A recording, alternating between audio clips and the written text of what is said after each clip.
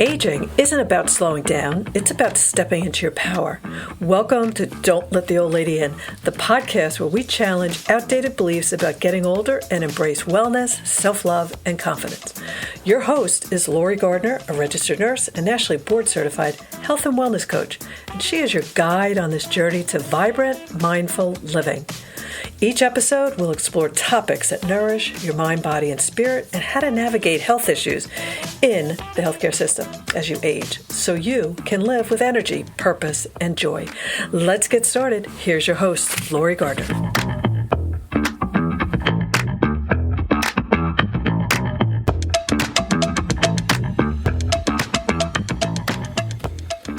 When you hear the word wellness, what comes to mind? For most people, it's eating healthy and going to the gym. But what if I told you that true wellness is so much more? That it actually includes 12 different dimensions that all work together to help you age with energy, purpose, and joy. When we think of wellness, we often think of exercise and eating right. But real wellness is about so much more. There are actually 12 key dimensions of wellness that shape how we age. Everything from our emotional and spiritual well-being to our sense of purpose and social connections. In today's episode, we're going to break down these holistic wellness model and explore how balancing all 12 dimensions can help you feel more energetic, joyful, and in control of your health. Plus, I'll share easy ways to incorporate each dimension into your daily life, no matter where you're starting from. So what are our key takeaways? What the 12 dimensions of wellness are and why they matter. How to assess which areas of wellness needs attention in your life, and simple ways to start improving your mind-body-spirit connection today. So welcome back to Don't Let the Old Lady In. I'm Lori Gardner, your host and fellow wellness warrior, here to help you embrace aging with confidence and vitality. In today's episode, we're diving into those 12 dimensions of wellness, an approach that goes well beyond just physical health and explores everything from emotional resilience to financial well-being. If you've ever felt like you're doing all the right things but still don't feel your best, this episode is for you. What's my personal story? I'm going to be brief. I've had a lot of stories in my life, but where this all started to unfold for me was when I started meditating as a 30-plus-year-old young mom, having just had her first child and a couple of miscarriages and a corporate executive job and way loads of stress. So you can hear that, can't you? I had to do something, and a book fell in my lap one day called The Relaxation Response. And I wasn't so much in the spiritual part of it back then. I was into medicine, being a nurse. And it said Relaxation Response by Dr. Herbert Benson of Harvard. Oh, perfect.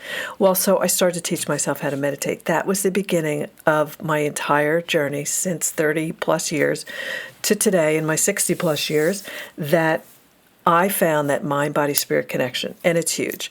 Following that, another big story was a big surgery I had, very, very difficult, and I employed everything I had learned up to that point about mind-body-spirit, managing my mindset, totally believing in a good outcome, and I got it. So that's why I'm hooked on getting everybody I can bought into this approach. So 12 dimensions of wellness. So I was certified in a program called Wellness Inventory, and that's where these 12 dimensions come from. And it's a wellness wheel, basically, and it's a tool to help you assess your wellness and create a personalized wellness plan. It actually considers all aspects of wellness, including physical, mental, emotional, and spiritual. How does this inventory work? Well, you answer a bunch of questions in all these various areas. The inventory actually calculates a score that reflects your overall wellness. You can use the score to identify areas where you can improve your wellness. So what areas are assessed in this wellness inventory? Physical wellness, how well you maintain your healthy body through diet, exercise, and sleep. Mental wellness, how do you manage your stress and worry? Spiritual wellness, how you practice your beliefs and find purpose in life. And social wellness, how connected you are with others.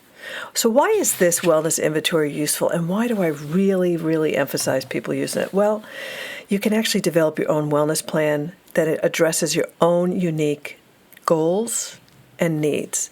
And as a nationally board-certified health and wellness coach, I am not ethically here to give advice to people. because I believe every client I speak to, every lady I speak to is creative, resourceful, and whole. And my job is to facilitate the wisdom and intuition and power that woman has within. This wellness wheel is just a facilitator. It's a way for you to take a look at yourself and do a self-assessment, become more aware of where you might want to change, and so on. So I'm just going to run through briefly these 12 dimensions and what they mean, and a couple of little tips. First one is self-responsibility and love. This actually is my favorite only because this is foundational. For everything we go through in life, we need to have that foundation of self-love and responsibility. It's the foundation of all your well-being. And without this, your overall health and well-being goals are really hard to maintain. Might be some of the reason why, we make that New Year's Eve resolution, going to the gym 3 times a week. February 1st comes, I'm not going anymore. So this is really key. This is one I can make a whole course out of. And the second one is breathing. Breathing is the best wellness tip I could give, and it's free, right? Breathing is your primary source of energy. Mindful breathing can be used to focus our minds, heighten our sensory awareness, and calm emotions, allowing us to be more present. So just try this, ladies, 3 times a day, maybe before each meal. Use that as maybe an anchor. Do deep breathing. Take 4 deep breaths in and hold it, or take 1 deep breath in and hold it for 4, and then blow out for 8. The method doesn't matter as much as just doing deep breathing. Try that 3 times a day. I had a client recently who did that. She couldn't get into meditating quite yet, and she did deep breathing first thing in the morning with a quiet start to the day with a cup of coffee. She said it really made a difference. The third dimension on this 12 wellness wheel is sensing. Sensing enables you to navigate the world and heighten situational awareness through the sense of sight, touch, smell, hearing, and taste, as well as your internal world through awareness of bodily sensations and feelings. Try this. Here's your tip for this. Take a sensory walk in the woods or on the beach and feel the air, hear the birds, no headset, no phone, just listen, even just to the wind, and get centered. I always suggest you do deep breathing on these sensory walks because you can really calm your whole nervous system, and that's imperative. The fourth dimension of this wheel is eating. So eating fresh whole foods in moderation is a primary means of nourishing ourselves, providing energy to support optimal living and performance. I do a whole session on this in my course, and it's about nourishing our mind, body, and spirit. And when we are whole, we tend to eat less. And so I don't have the time to go into that all now, but just try this little tip. Try eating only whole, natural foods and see how you feel. Just do it for 2 weeks and just take out the sugar. The next dimension is the fifth one, moving. Moving is a basic expression of your life energy. Maintaining a dynamic balance of movement and rest is essential to our health and well-being. Try this little tip. Just move your body, doing something you enjoy. Just experiment with different modalities. Block out the world for a little bit. Listen to your soul, your spirit, your heart, and see what it is that might be a movement that you might enjoy. The sixth dimension is feeling. The expression of feeling, whether it's fear, sadness, anger, or joy, serves to motivate both thought and action. It acts as an internal guidance system. This is very key.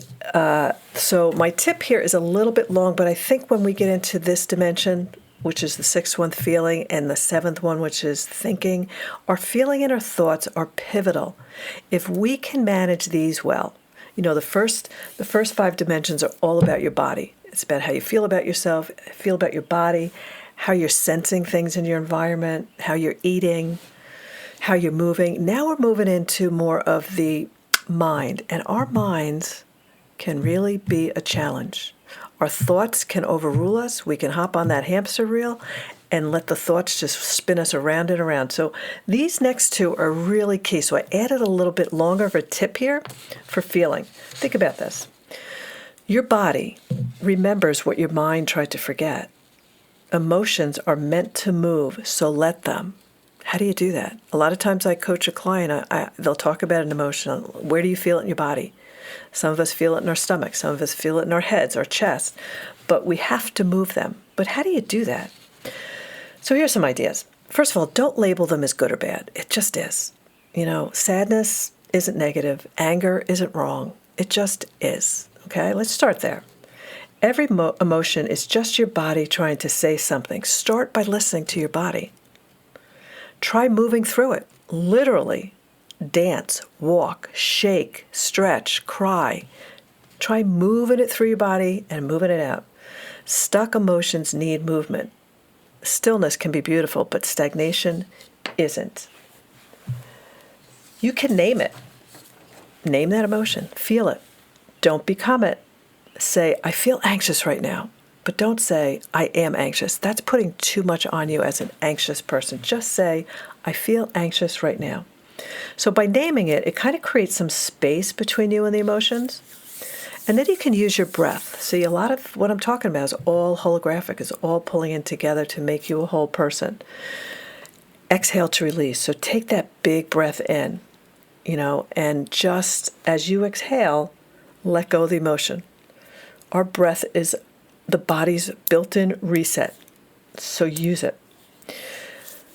So emotions are energy emotions. So if you don't let them move, they get stuck in your body. So that's the big thing about emotions. The next dimension is the seventh one. It's thinking. Our mind can be our best friend or our greatest enemy. Being mindful of our thinking enables us to make positive choices for our personal well-being. I have a whole seminar on thinking, but let's look at one tip. A lot of us can get into some negative thinking, but I suggest we become the watcher of our thoughts. Think of us as two different segments, if you will. The person who watches the thoughts, because you're not your thoughts, are you? Let's get them on a leash, and let's think about if you have some thoughts that you know are not real. It could be, what do we do a lot of? We worry about the past, or I should say, we are guilty about the past, and we ruminate. Well, we can't do anything about it. Same thing with looking to the future. Worry. We could take those thoughts and say, you know what? I can't do anything with them. I'm going to pack them onto a bus, send it out of town, or put it in a balloon and release it. That's a little tip for thoughts. The eighth dimension of our wellness wheel is playing and working. Balancing work and play enables us to recharge, supports our personal health and well-being, and gives us energy to live optimally and perform at a higher level. Here's a question for you as a tip. A lot of times when I coach, I ask a lot of questions because that sets you up for success, because you then start to drive a little bit further inside and drive your life by answering some of these questions. So, do you feel like you have enough play and fun in your life? Just something to consider here. The ninth dimension of wellness is communicating. Communicating enables us to share our internal world of thoughts and feelings with others, allowing us to convey our wants and needs. So, here's a question to look at that. Are you easily able to express yourself to others? Are you a good listener? Do people seek you out and share? These are definitely worthy questions to kind of ponder. Now, the 10th dimension of wellness is intimacy. Intimacy is a major component of personal well-being. The foundation of intimacy is trust, which allows for authentic connection, whether with friends, family, or a significant other. Take a look at and evaluate if you are able to have one person that you can share all of you with, the good, the bad, and the ugly, in an authentic way. A lot of times we hear intimacy and we think that's a romantic partnership, it's sex, but it's way, way more. It's about having friends and support system and how honest and truthful you can be in order to get that good support. The 11th dimension on our wellness wheel is finding meaning. The search for meaning involves basic questions. Who am I? Why am I here? And addressing these questions and acting with clarity and purpose encourages focus and balance in our lives. What's a little tip for finding meaning? This could get quite a large question. Sometimes I feel like we have too much pressure on ourselves. Sometimes finding meaning is, how do I be joyful in the moment? Who am I, and where do I get my joy from? It can be as simple as that. Or it can go up, to a higher purpose for sure, and altruistic and volunteer and all that. But think of what brings you joy and contentment when you are alone. And the last dimension of our wellness wheel is transcending. Transcending has 3 aspects. It is overcoming obstacles. It is the experience of flow, of being fully awake and engaged in the present moment. It is the spiritual dimension of our lives. This, after my signature course, I have what I call a follow-up course. It's just on transcending and our spiritual natures. So my tip for this, meditate. That's a really huge action step I love to promote for everybody. So now, what's your action step here? Well, I suggest we take this from concept to action, and I challenge you to do a wellness inventory today. If you check the show notes, I have a simple and quick health and wellness checkup you can do for yourself. It is a small investment in yourself, so it's a paid program. I give a lot away because I feel like we need to share a lot of this information. But this one I have a fee for only because I provide you with an assessment of your inventory, and I give you a video coaching session, and that's included. And it would include things like action steps, observations, insights, and inspiration. So check the show notes, and I challenge you to do that. So that's a wrap on today's episode. I hope this broader view of wellness helps you see new possibilities for aging well. Next week, we're going to talk on a very interesting subject, how being curious versus being a bit closed-minded can affect your aging journey and what you can do about it. If this episode resonated with you, take a screenshot and share it on social media. Tag me at Lori Gardner Wellness. If you have a moment, please leave a quick review on Apple Podcasts or Spotify. It really helps get this message out to more women. And I'm just getting started, and I feel this Don't Let the Old Lady Out should be a movement so that we all can age much better. So until next time, don't let the old lady in. Keep growing, keep thriving, and keep living life your way. And that's a wrap on today's episode of Don't Let the Old Lady In. Remember, age is just a number. Your mindset, energy, and passion are what truly define you. If this episode spoke to you, don't keep it to yourself. Share it with a friend. Subscribe and leave a review so we can continue this journey together. You are strong, vibrant, and unstoppable. Until next time, keep living boldly, loving yourself fully, and most importantly, don't let the old lady in.